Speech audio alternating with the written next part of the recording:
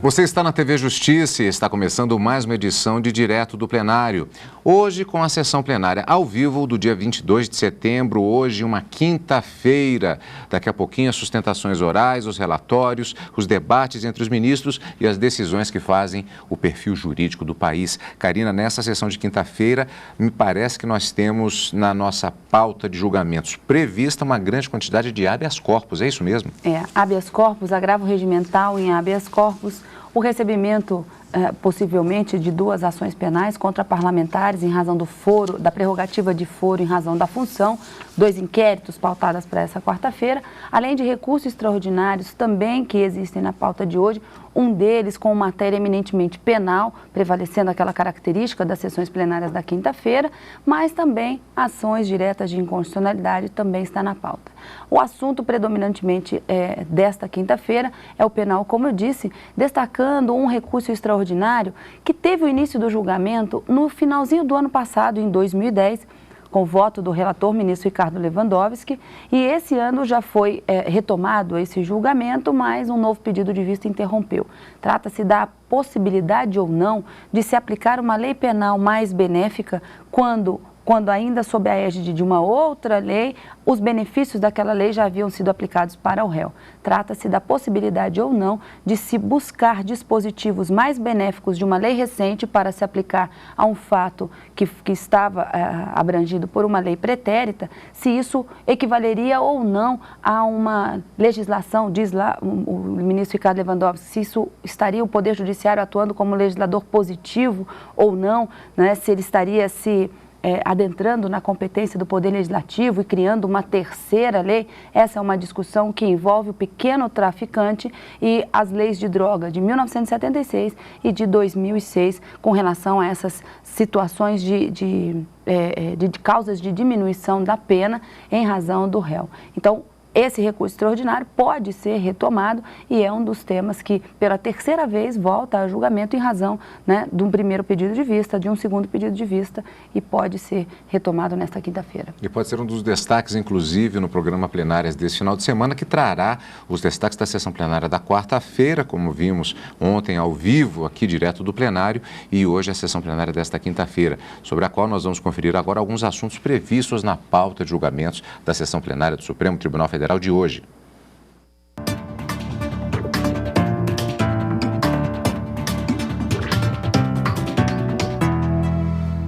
A ADI foi apresentada diante da lei estadual que dispõe sobre a contribuição para custeio do regime próprio de previdência social dos servidores do Estado do Rio Grande do Norte. A requerente alega ofensa ao princípio federativo no artigo 25 da Constituição Federal. A Advocacia Geral da União se manifestou pela constitucionalidade do caput do artigo 3º da Lei do Rio Grande do Norte e também pela inconstitucionalidade do parágrafo único por desrespeitar artigos da lei fundamental. O relator é o ministro César Peluso.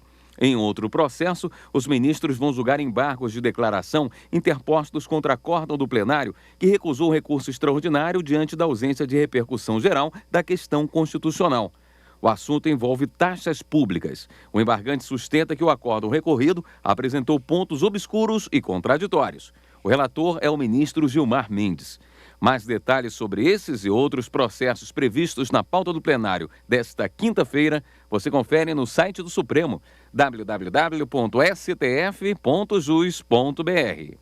Se tivermos tempo, daqui a pouco vamos conferir também neste mesmo site a cobertura da Secretaria de Comunicação Social daquilo que é notícia no Supremo Tribunal Federal. A proibição de progressão de regime em crimes hediondos, como já adiantou a Karina agora há pouco, está sob análise do Supremo Tribunal Federal. A matéria está em debate por meio de uma reclamação ajuizada pela Defensoria Pública da União, que contesta uma decisão do juiz de direito da Vara de Execuções Penais da comarca de Rio Branco, no Acre. Em fevereiro de 2006, por 6 votos a 5, os ministros do STF declararam a inconstitucionalidade de dispositivo da Lei dos Crimes Hediondos, que proibia a progressão do regime de cumprimento da pena. Mas o juiz da Vara de Execuções considerou que a decisão do STF só teve efeito imediato para as partes envolvidas no habeas corpus analisado. Para ele, a eficácia geral da decisão só passa a ter validade quando o Senado Federal publicar resolução suspendendo a execução da norma considerada inconstitucional pelo Supremo. A reclamação começou a ser julgada pelo plenário da Corte, mas o pedido de vista do ministro Ricardo Lewandowski suspendeu o julgamento. O relator da reclamação é o ministro Gilmar Mendes. E os ministros do Supremo Tribunal Federal também podem analisar nesta quinta-feira um recurso extraordinário contra uma decisão do Tribunal de Justiça Militar de São Paulo.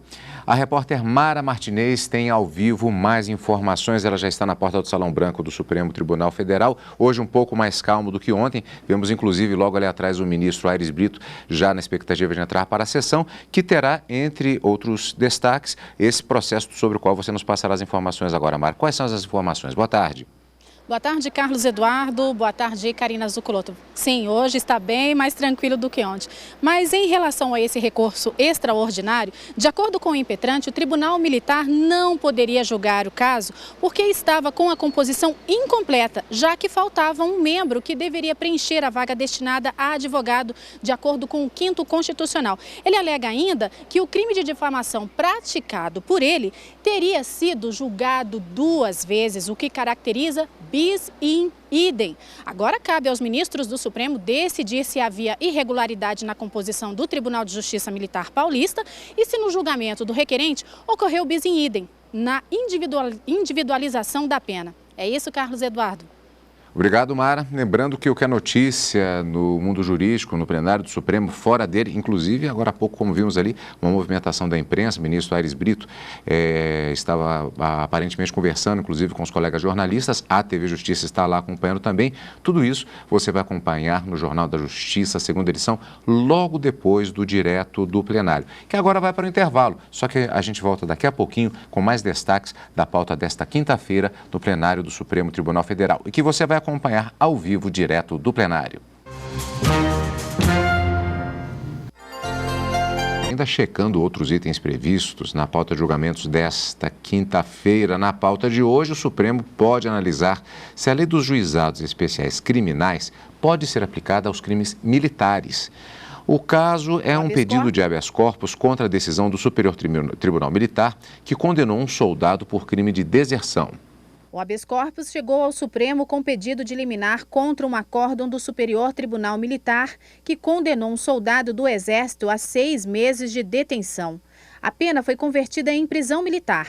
Ele foi condenado pelo crime de deserção, que significa abandonar parcialmente ou por completo o serviço militar sem licença. O soldado argumenta que não lhe foi dado a oportunidade de manifestar sobre um benefício garantido para os crimes de menor potencial ofensivo na Lei dos Juizados Especiais Criminais. Ele pede ainda a progressão de regime após o cumprimento da metade da pena fixada. A medida liminar para ficar em liberdade até o julgamento final deste habeas corpus foi indeferida pelo ministro Marco Aurélio, relator deste caso. E na pauta ainda, os ministros podem analisar um recurso extraordinário apresentado pelo Ministério Público Federal contra a decisão do Superior Tribunal de Justiça, que reduziu a pena de réus condenados por tráfico de entorpecentes pela antiga lei de drogas. O tema teve repercussão geral e a decisão valerá para todo o país.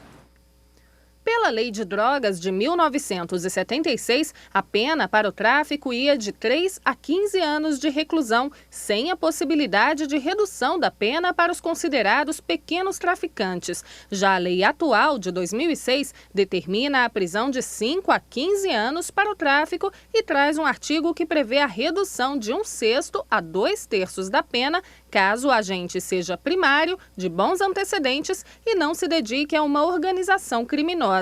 Neste caso, o pequeno traficante. A discussão em plenário é se é possível ou não retroagir a aplicação da lei atual para beneficiar o réu que cometeu o crime pela lei antiga.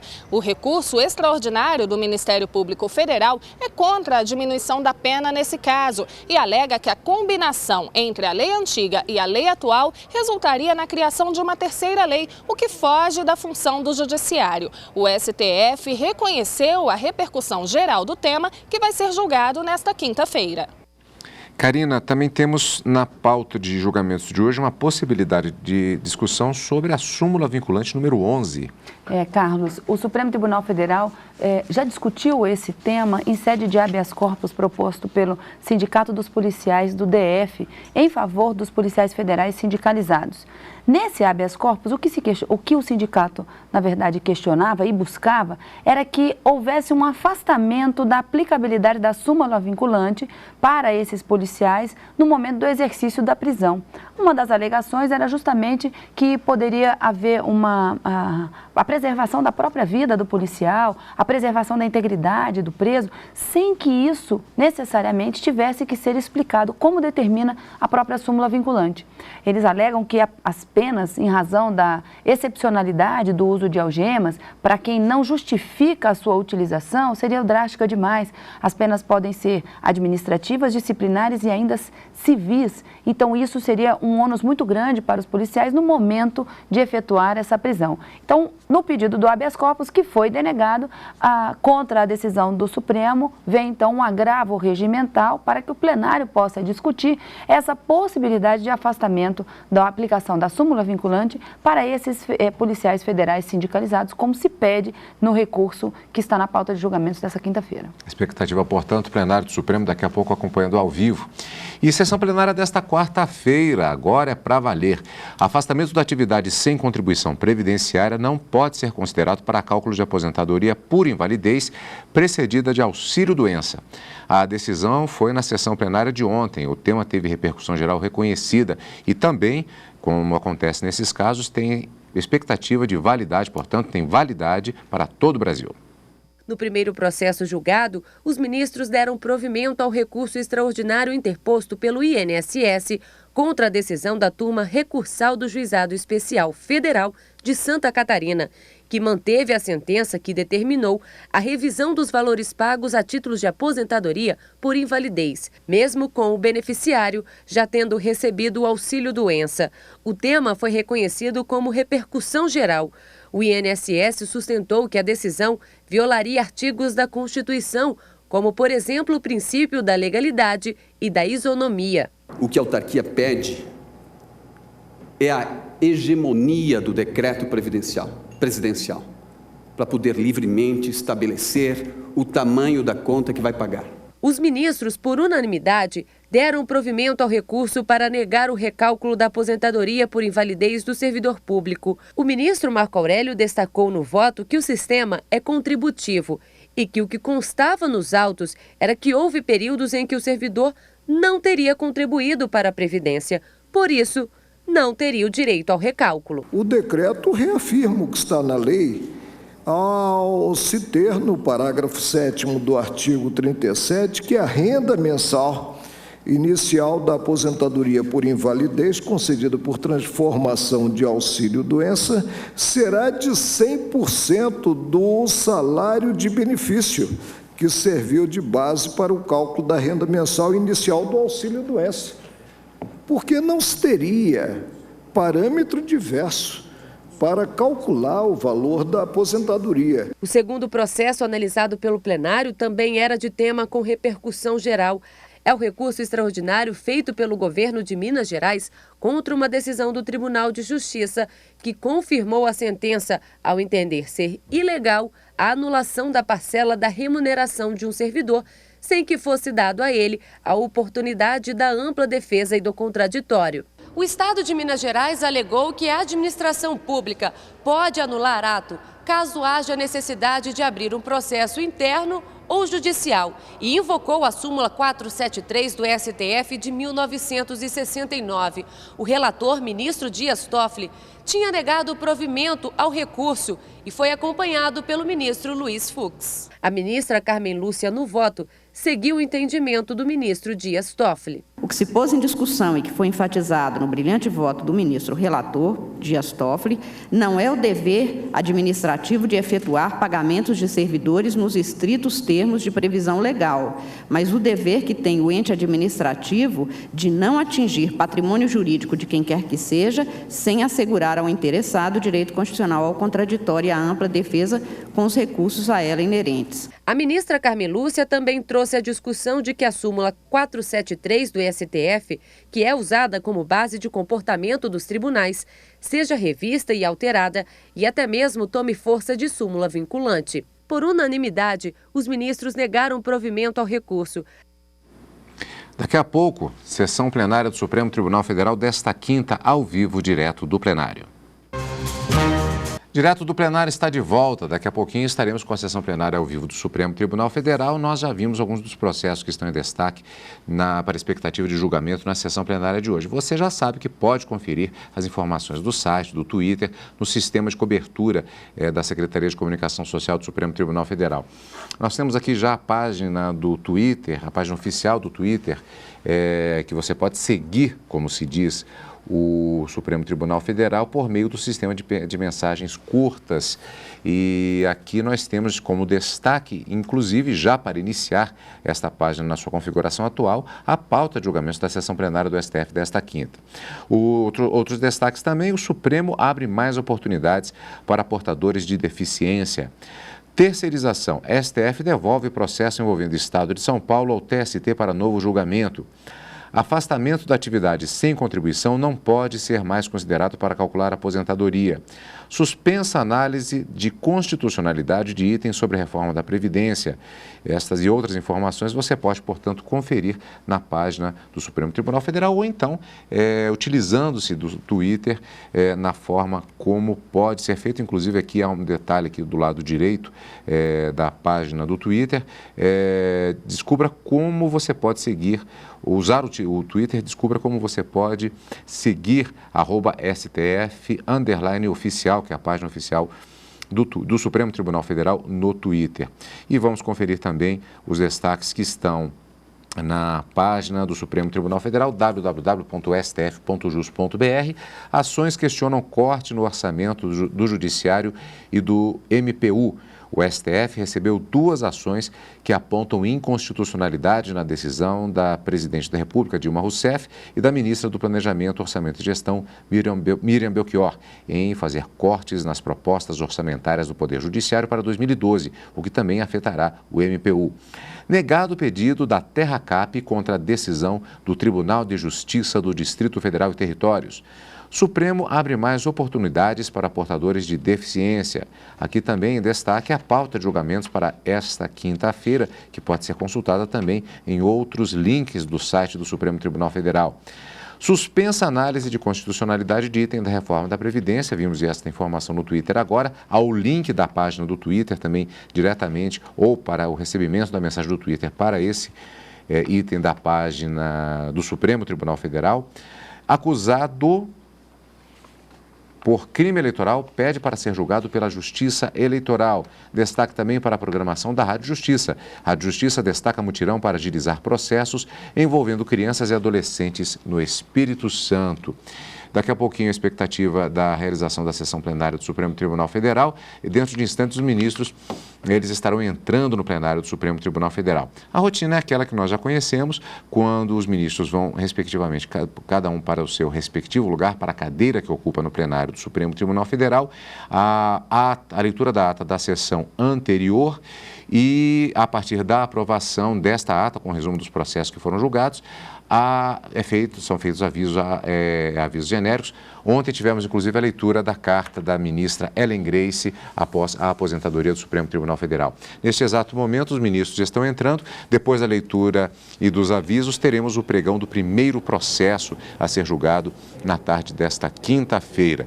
Sessão presidida pelo ministro César Peluso, presidente do Supremo Tribunal Federal.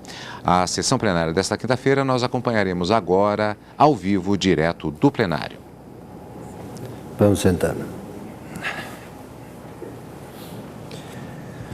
Declaro abertos os trabalhos. Senhor secretário, considera a leitura da ata. Ata da 26ª sessão ordinária, realizada em 21 de setembro de 2011, presença do ministro César Peluso, ausente cadamente do senhor ministro Joaquim Barbosa, vice-procuradora-geral da República, doutora Débora Macedo do Prá de Brito Pereira. Apregoar os seguintes processos: ações diretas de inconstitucionalidades e recursos extraordinários. Não havendo reparo, considera a ata aprovada.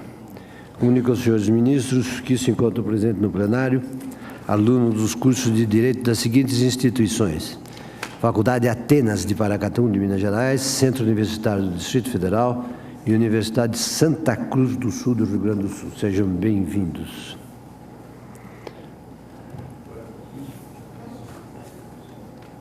Ele quer ficar.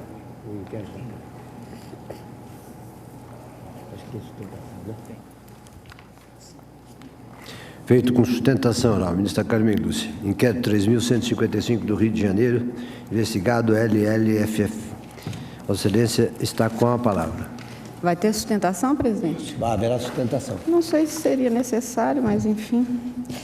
Eu relato para Vossas Excelências o que se passa. No Tribunal de Justiça do Rio, o Ministério Público ofereceu denúncia contra Luiz Lindbergh Farias Filho, então prefeito do município de Nova Iguaçu, e a ele atribuiu prática de crime tipificado no artigo 1º, inciso 14, do Decreto-Lei 201 de 67, que se refere a descumprimento de decisão judicial. Especificamente dispõe esta norma: ser crime de responsabilidade do prefeito negar execução à lei federal, estadual ou municipal ou deixar de cumprir ordem judicial sem dar o motivo da recusa ou da impossibilidade por escrita à autoridade competente. Eu descrevo da denúncia. O que se tem basicamente é que numa ação na qual se pedia exatamente que o prefeito, então prefeito, hoje senador, deixasse de usar um símbolo e passasse a usar exclusivamente o brasão do município, o então prefeito pediu um tempo judicialmente concedido, posteriormente arguiu a inconstitucionalidade da norma que impedia. O denunciado apresentou a sua defesa, a resposta, e demonstrou, alegou, enfim, que não teria se furtado ao cumprimento das decisões judiciais. Quem teria recebido essas intimações referentes à substituição do símbolo pelo brasão municipal teria sido não ele, mas o procurador-geral do município. Além disso, ele dá notícia de que houve aprovação e promulgação pela Câmara Municipal de uma emenda à lei orgânica autorizando a utilização de outras marcas institucionais. Aponta, portanto, a impossibilidade de ser responsabilizado, muito menos penalmente, na matéria. O Ministério Público juntou documentos, manifestou-se. A Seção Criminal do Rio, em 2009, determinou a suspensão, primeiro, do procedimento, até o julgamento da arguição de inconstitucionalidade, e como o denunciado foi eleito senador da República, houve, então, determinação de que se declinasse a competência para este Supremo Tribunal Federal, e a Procuradoria-Geral da República opinou pela designação de data para deliberação sobre o recebimento da denúncia. Este é o breve relatório, senhor presidente, senhores ministros. Para o Ministério Público Federal falará a vice-procuradora-geral, doutora Débora Macedo Prado Brito Pereira. Senhor presidente, muito obrigada. Senhora ministra relatora, senhores ministros. Denunciante do Ministério Público, denunciado H.T. Você está com a palavra. Trata-se de denúncia ofertada contra o deputado federal Hidekazu Takayama pela prática do crime previsto no artigo 312 caput do Código Penal por 12 vezes, em razão do desvio de valores públicos em proveito próprio entre setembro de 1999 e janeiro de 2003, período em que o denunciado exerceu o mandato de deputado estadual, e teria promovido fraudulentamente a nomeação de 1. Célio Rene Gonçalves, 2. Cleto Laves de Moraes, 3. Eliane Pagani Ascioli Denobi, 4. Fábio Alves do Amaral, 5. Fábio Tenório, 6. Hércules Carvalho Denobi, 7. Jonas Mariano da Silva, 8. Luciano Weissensmaier, 9. Nasser Zogobi, 10. Panflício Costa da Silva Filho, 11. Roseli Santos Fontoura e 12. Vanderlei dos Reis, para ocuparem cargos em comissão no seu gabinete na Assembleia Legislativa do Estado do Paraná, quando na realidade tais pessoas foram contratadas para prestarem serviços particulares ao denunciado, tendo seus nomes indevidamente indicados para ocuparem cargos em comissão, circunstância que a maioria delas sequer teve conhecimento. O denunciado apresentou resposta à denúncia, as folhas tais, oportunidade que sustentou que não estão presentes os elementos necessários para o recebimento da denúncia, eis que a peça de acusação não expôs cada fato criminoso, não há prova da maioria dos fatos narrados, não há qualquer prova de desvio de recursos públicos, os fatos narrados não constituem ilícito penal, não há comprovação de dolo do acusado, não há qualquer prova de apropriação de salários de funcionários, mas, ao contrário, todos os funcionários confirmam que recebiam a remuneração indicada em seus contra-cheques. sustentou que a acusação se fundamentou exclusivamente em depoimentos, afastando-se da demonstração de sua materialidade, uma vez que o acusado não se apropriou de dinheiro, valor ou qualquer outro bem imóvel, público ou particular, acrescentando que todos os ex-servidores foram efetivamente nomeados e trabalhavam para o deputado estadual. Ademais, a denúncia não conteria a necessária descrição da forma como ocorreu o desvio de valores públicos, contendo omissões e incongruências. Pugna pela rejeição da denúncia, dada a ausência de provas da materialidade do crime, indícios de sua autoria, ou a sua rejeição parcial quanto aos fatos referentes aos ex-servidores da Assembleia Legislativa do Estado do Paraná e subsidiariamente a improcedência da acusação nos termos do artigo 6º da 8.038. O Ministério Público Federal, em manifestação da Subprocuradora-Geral da República, aprovada pelo Procurador-Geral da República em exercício, Dr. Eugênio José Guilherme de Aragão, opinou pelo recebimento da denúncia ofertada contra o denunciado. É o relatório. Pelo Ministério Público Federal, falará a vice-procuradora, doutora Débora Macedo Prado de Brito Pereira. Senhor presidente, senhor ministro relator, senhora ministra Carmen Lúcia, senhores ministros, senhores advogados, o caso é bastante simples e de extrema atualidade. O réu, ele indicou para ocuparem cargos em comissão na Assembleia Legislativa do Estado do Paraná uma série de pessoas que, posteriormente se verificou, trabalharam privativamente para ele, ou em sua residência, ou num estúdio onde ele montava uma série de eventos relacionados ao fato de ser um pastor evangélico. A alegação de que o Ministério Público Federal se louvou apenas em depoimentos é absolutamente destituída de veracidade, até porque o conhecimento desses fatos chegou ao órgão acusatório por meio de reclamações trabalhistas, onde, enfim, essas pessoas que teriam sido nomeadas entraram com ações e declararam nunca ter recebido o seu salário enquanto foram empregados desse parlamentar. Ficou provado também, nos depoimentos que prestaram nessas reclamações trabalhistas, que jamais, grande parte deles, a quase totalidade, jamais tiveram um dia sequer de trabalho na Assembleia Legislativa. Não obstante, todos eles receberam, a grande parte deles recebeu por um longo período de tempo, foi registrada numa conta um salário pago como se a eles estivesse sendo creditado. Ficou provado também por quebra de sigilo bancário que a conta titularizada por uma única, essa conta, ela era titularizada por uma única pessoa, às vezes, e havia depósito ali de 3, 4 salários desses supostos funcionários da Assembleia Legislativa. Há 2 casos em que o réu aponta como enfim, de efetivo exercício na Assembleia Legislativa, que são pessoas que dizem que trabalhavam na Assembleia Legislativa 2 vezes por semana, por 1 a 2 horas por dia, e o restante do tempo prestavam serviços de natureza particular ao parlamentar. Então, há um farto conjunto probatório no sentido de que esse parlamentar, ainda que não haja prova, e aí eu concordo, de que ele se apropriou pessoalmente desse recurso, ele permitiu que outrem o fizesse, porque o fato é que havia essas contas, algumas delas eram titularizadas por pessoas que também, da íntima confiança desse parlamentar, que também professavam a mesma religião e, enfim, jamais retornaram aos cofres da Assembleia Legislativa, por alguém foi, de fato, apropriada. A figura do peculato, ela é tanto tomar para si, né, desviar para si, como também permitir que seja desviado para terceiro.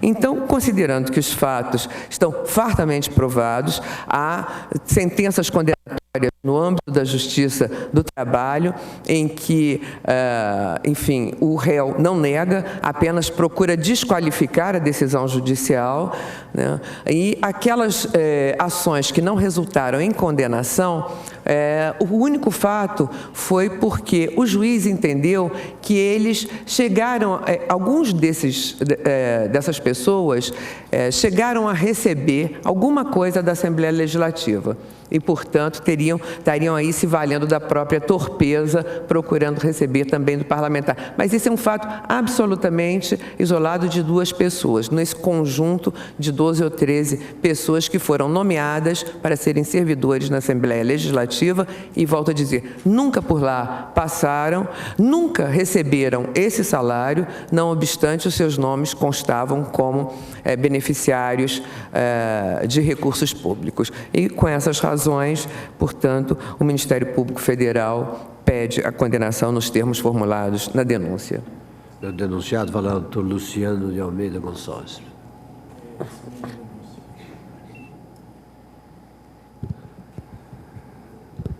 Excelentíssimo senhor ministro-presidente, ministro César Peluso, excelentíssimo senhor relator, ministro Dias Toffoli, senhora ministra, senhores ministros, a todos os presentes, advogados, uma boa tarde.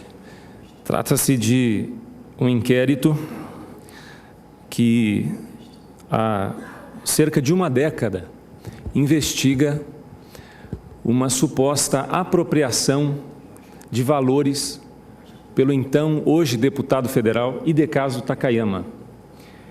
Essas acusações, elas decorrem de quando o acusado, ou o indiciado, era então deputado estadual, nos anos de 99 até janeiro de 2003. O Ministério Público Federal, ele ressalta na denúncia que se encontram presentes indícios de materialidade, de autoria, mas analisando os documentos que existem no processo, nós vemos que não estão presentes indícios de materialidade e de autoria, assim como existem algumas falhas na peça de acusação que viciam e tornam impossível o seu recebimento. O procedimento penal brasileiro ele é formado por duas fases, a persecução. A primeira, a investigatória, onde se reúne muitos documentos para embasar, então, um processo penal. Nessa fase, são colhidas todas as formas de prova para que se, então, subsidie o processo penal e a acusação formal. E, embora exista a narração em tese de um delito, essa narração em tese, ela não se confirma nos documentos que estão no processo, que formam hoje em torno de 3.000 laudas. A acusação, ela é dividida em 12 práticas do delito de peculato. 12 acusações relacionadas a 12 ex-servidores da Assembleia Legislativa do Estado do Paraná que foram indicados pelo então deputado estadual Takayama. São eles Célio René Gonçalves, Cleto Laves de Moraes, Eliane Pagani Acioli Denobi, Fábio Alves do Amaral, Fábio Tenório, Hércules Carvalho Denobi, Jonas Mariano da Silva, Luciano Weichmeier, Nasser Vanderlei Taborda dos Reis, Panfilho Costa da Silva Filho, Roseli Santos Fontoura e Vanderlei Taborda dos Reis. A acusação, então, se traduz que por 12 vezes o acusado teria se apropriado de recursos da Assembleia Legislativa pela nomeação dessas pessoas. De que forma? De duas formas a acusação faz isso. A primeira forma seria de que ele usou essas pessoas para trabalhos particulares, privativamente, na colocação da ilustre representante do Ministério Público Federal. A segunda forma seria porque alguns desses servidores recebiam o seu pagamento através de contas titularizadas apenas por uma só pessoa. Alguns servidores recebiam, então, os seus pagamentos e uma só pessoa é que titularizava a sua conta. Esta, então, é a acusação. É necessário esclarecer antes que no estado do Paraná, lamentavelmente, é de conhecimento notório, existe uma investigação que se desenrola e que houve, inclusive, prisões, onde houve a constatação de uma irregularidade sistemática na forma de pagamento da Assembleia Legislativa no Estado do Paraná. E consta dos autos mais de uma sentença, mais de 100 deputados estaduais, órgãos de liderança de partidos e órgãos da mesa daquela casa que tinham servidores que recebiam na mesma conta. A respeito desse assunto, inclusive o Ministério Público Federal concorda, não existe prova de materialidade. Por quê? Porque o fato deles receberem numa só conta não comprova qualquer apropriação. Tanto que, todos sendo ouvidos, eles confirmaram que receberam na sua conta. É o caso de Fábio Tenório, é o caso de Cleto Alves, é o caso de Célio René, entre outros, Luciano Weichmeier. Nos depoimentos eles dizem que receberam e que nunca repassaram qualquer valor para o então acusado neste processo. Então, com relação à acusação baseada no recebimento pelo fato que se descobriu de que eles recebiam na mesma conta, ora, recebiam na conta, mas na conta de outro servidor. E todos eles confirmam que recebiam. Se eles recebiam, não houve qualquer apropriação. E relativamente à sentença trabalhista, que já foi mencionada, que foram as ações trabalhistas que esses ex-servidores promoveram contra o acusado, para buscar, então, vínculo seletista, esta sentença, aquela que foi desqualificada pelo Ministério Público Federal, ela, na verdade, é a sentença correta. Por quê? Porque se o juiz trabalhista entende que ele deve determinar o pagamento através da via seletista, ou seja, o vínculo da CLT, então quem é que está se apropriando de dinheiro?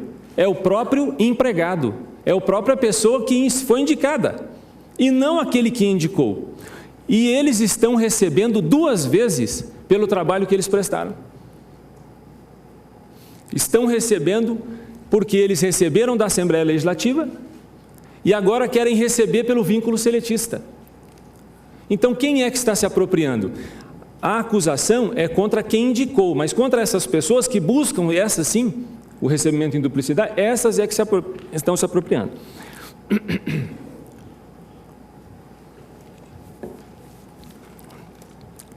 Então, com relação à acusação baseado no recebimento dos servidores na mesma conta, todos eles confirmam que receberam. E os termos de depoimento que foram colhidos são 10 anos. Muitos não trazem muitos elementos, mas demonstram inequivocamente que não houve qualquer apropriação por parte do acusado. E este é elemento indispensável do delito de peculato que é submetido, então, ao acusado.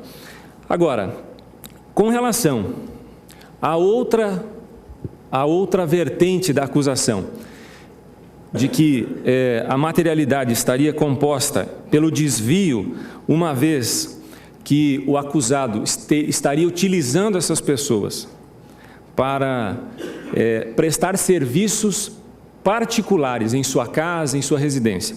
Ora, esta acusação soando parece verídica, mas nos depoimentos não é assim que consta. No depoimento de Fábio Alves de Amaral, consta assim, que também o declarante prestava apoio a comícios, reuniões com prefeitos de cidades no interior do estado e outras atividades públicas daquele deputado, que o declarante sempre recebia seus vencimentos através da Assembleia Legislativa, tendo, para tanto, sido aberta no então Banestado uma conta em seu nome, onde era depositado seu pagamento. Que o declarante esclarece que jamais recebia contra-cheque, mas que todo mês seu pagamento era acreditado. Então, são pessoas que confirmam que trabalhavam para o deputado. Como todos fazem declarações semelhantes, referindo-se que trabalhavam para o deputado. E aqui nós pisamos num ponto muito preocupante, que é entender-se quais são os limites em que um assessor parlamentar, de um agente político, pode prestar serviços no ambiente externo ou deve se prestar apenas dentro da instituição. No Estado do Paraná, atualmente tem lei que possibilita, que regulamenta a atividade dos assessores fora do recinto da casa, e esta é uma prática comum. Muitos são nomeados e trabalham fora da casa. A outra questão é relacionada à questão particular. Até que ponto pode-se dividir ou pode-se criar duas dimensões a respeito dos trabalhos realizados pelos assessores parlamentares? O que deixa de ser um trabalho político ou relacionado ao parlamentar e o que torna-se uma atividade particular? Porque as pessoas citadas, que são os pivôs da acusação, ou que embasam a acusação, confirmam que pelo menos algo realizavam para o parlamentar. Pelo menos uma atividade realizava, o que justificaria a sua indicação e a sua remuneração. E são remunerações pequenas, mesmo consideradas à época.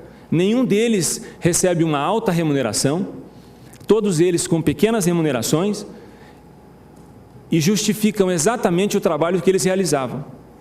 Então, o que nós estamos trabalhando é apenas com a verdade, porque trata-se de um acusado que faz da sua fé e que faz do seu padrão de moralidade, de princípio de vida, a sua vida. A sua vida pública depende exatamente disto.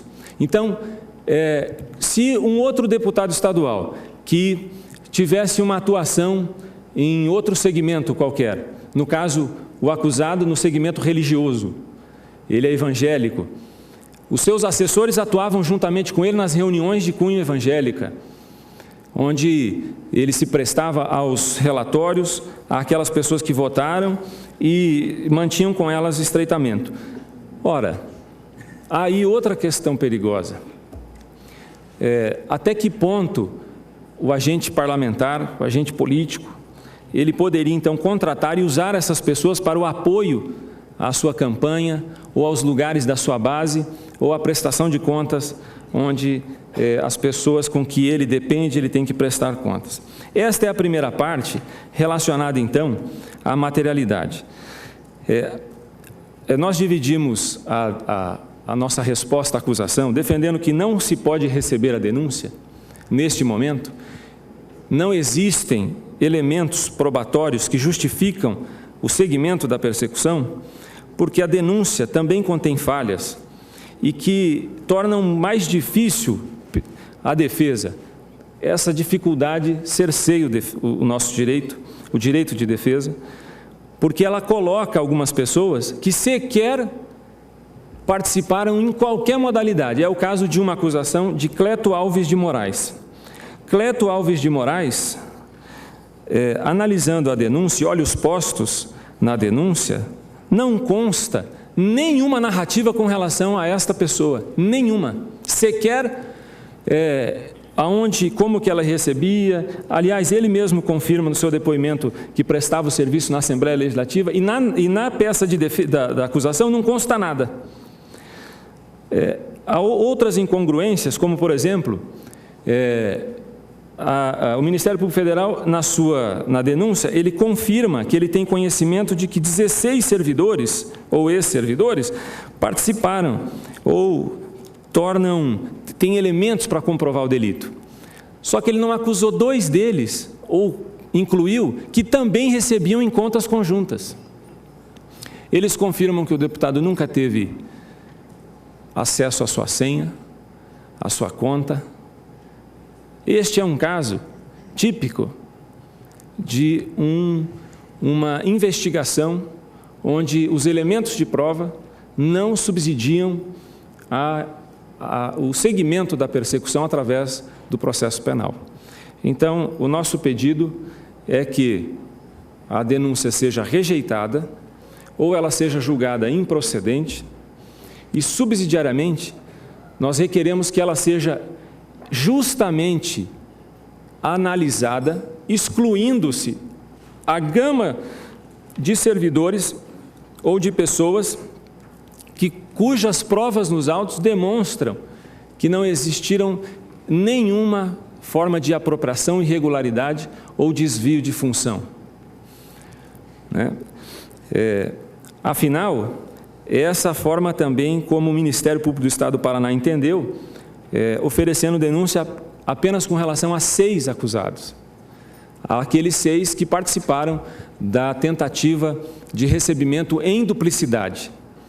Então, em breve síntese, eu acredito que está às mãos de todos os ministros os dados, o nosso pedido é para que, então, sejam bem avaliados e sejam reduzidos para evitar toda a exploração que existe a respeito dessas 12 pessoas, assim como foi posto. Nestes termos, então, eu agradeço a paciência de todos os senhores ministros e é assim que nós nos pronunciamos. Muito obrigado. Palavra ao ministro relator.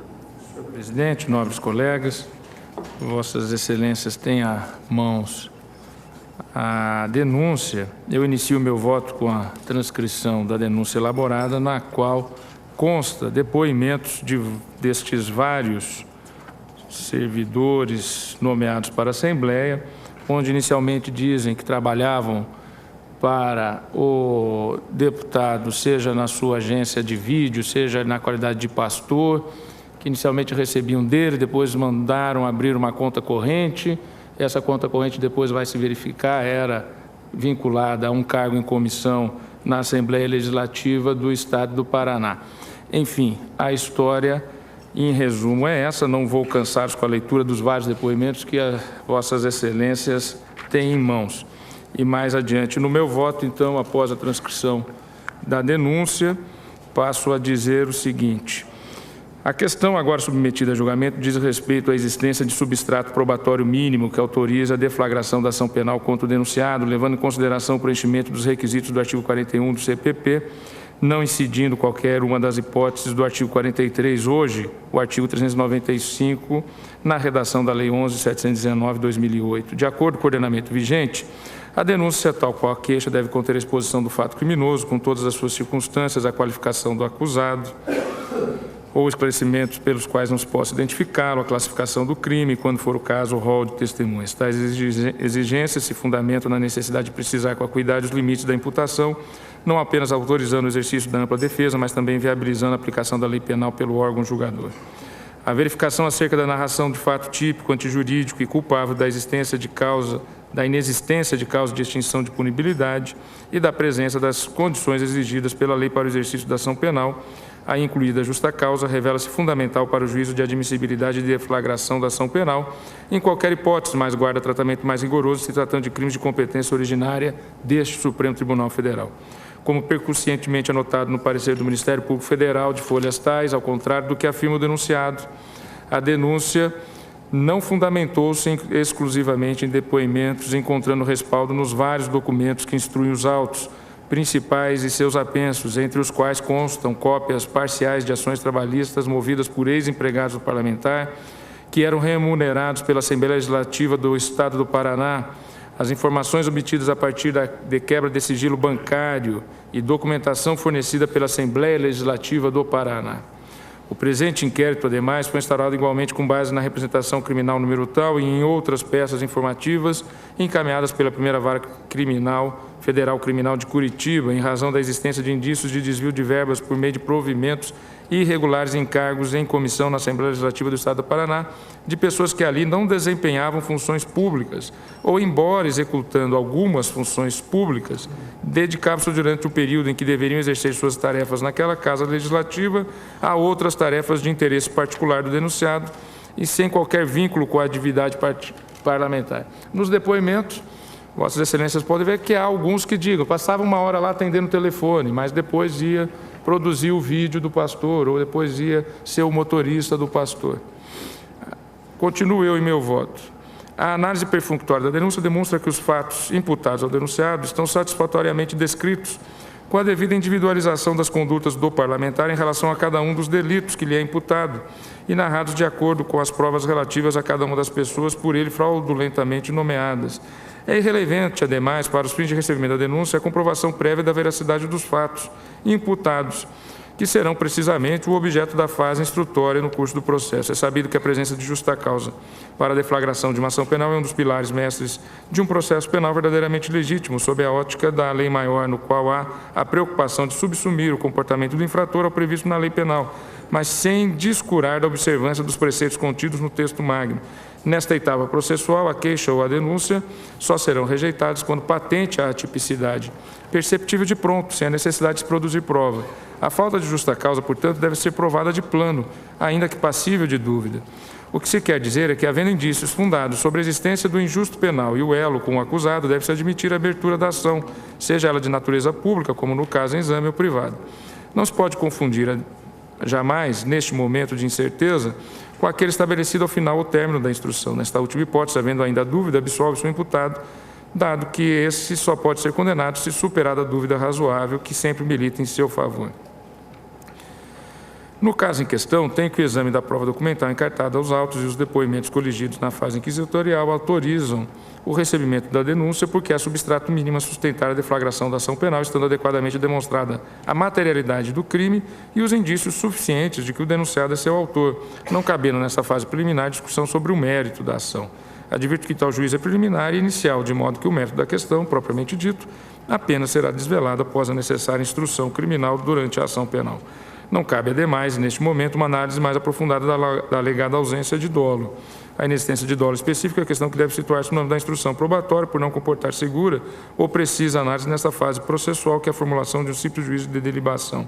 As condutas em focos pelas quais se atribuiu ao denunciado o desvio de recursos públicos da Assembleia Legislativa em proveito particular do parlamentar se amoldam, em tese, aos fatos sob apuração no inquérito número 1926, Tribunal Pleno, da relatoria da ministra Ellen Grace, com a seguinte ementa. E aqui eu transcrevo a ementa daquele julgado. E concluo que a resposta apresentada pelo denunciado finalmente não permite concluir de modo robusto ou para além da dúvida razoável pela improcedência da acusação, estando assim, a meu ver, reunidos os elementos necessários para o recebimento da denúncia. Estou também deferindo, aqui já neste momento, uma série de diligências requeridas pelo